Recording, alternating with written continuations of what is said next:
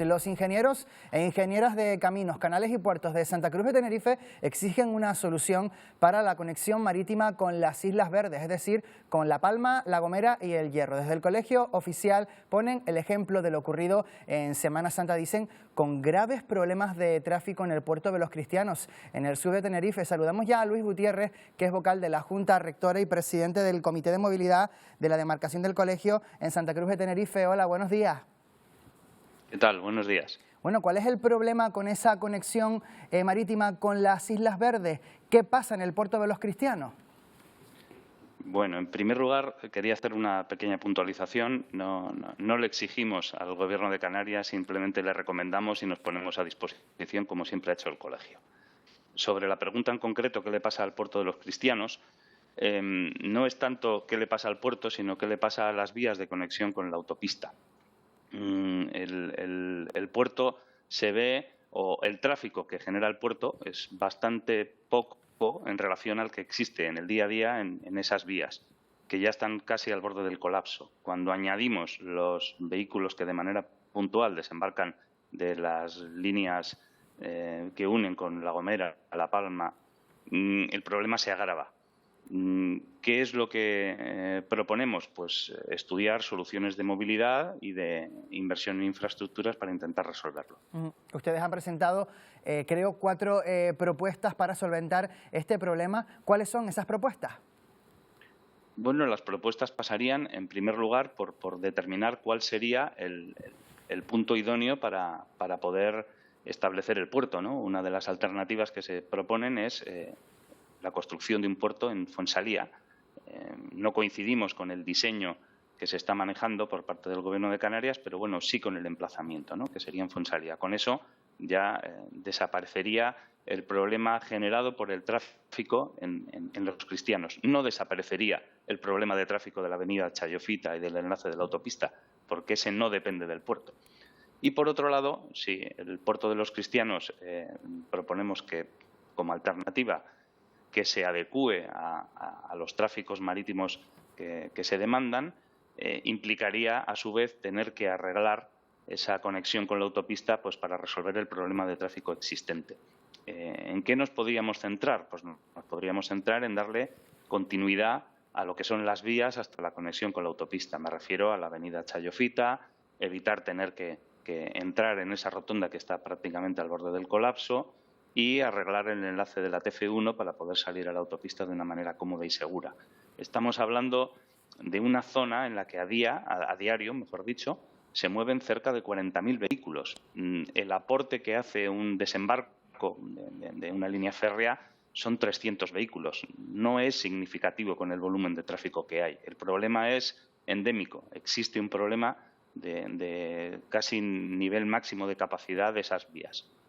Hay otras 2 propuestas, Santa Cruz de Tenerife y Granadilla, que ustedes han descartado por la inviabilidad económica y también por las distancias. Le pregunto, ¿sabe que vivimos en un momento en el que hay mayor concienciación medioambiental? ¿Esas propuestas que ustedes hacen minimizan ese impacto en el territorio? Sí, claramente. Realmente están basadas en eso. Es decir, como bien ha dicho, hemos desechado la opción de Santa Cruz y de Granadilla para conectar con las Islas Verdes. Si nos fuésemos, por ejemplo, a Granadilla para hacer todas estas conexiones, hemos hecho un cálculo de cuántas millas marinas de más tendrían que hacer esas operadoras marítimas, y estaríamos hablando de unas 100.000 millas náuticas.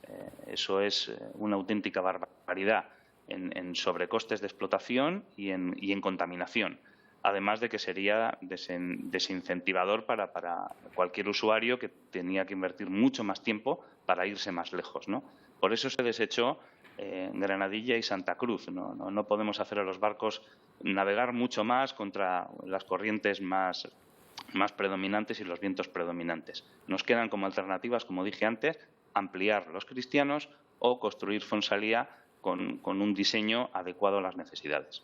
Y de esas 2 propuestas que quedan sobre la mesa, Fuensalía o ampliar los Cristianos, ¿cuál es la propuesta más viable?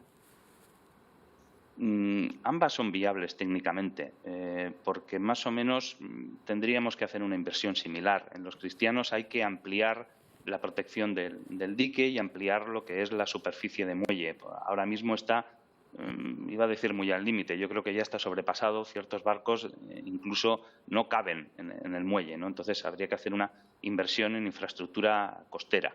En Fonsalía habría que, como digo, hacer un puerto nuevo. Nosotros entendemos que tiene que ser mucho más ajustado a las necesidades y no un puerto tan grande como el que se ha previsto. También habría que añadir que el puerto de los Cristianos sí que debemos de acompañarlo con una inversión para resolver el problema de tráfico.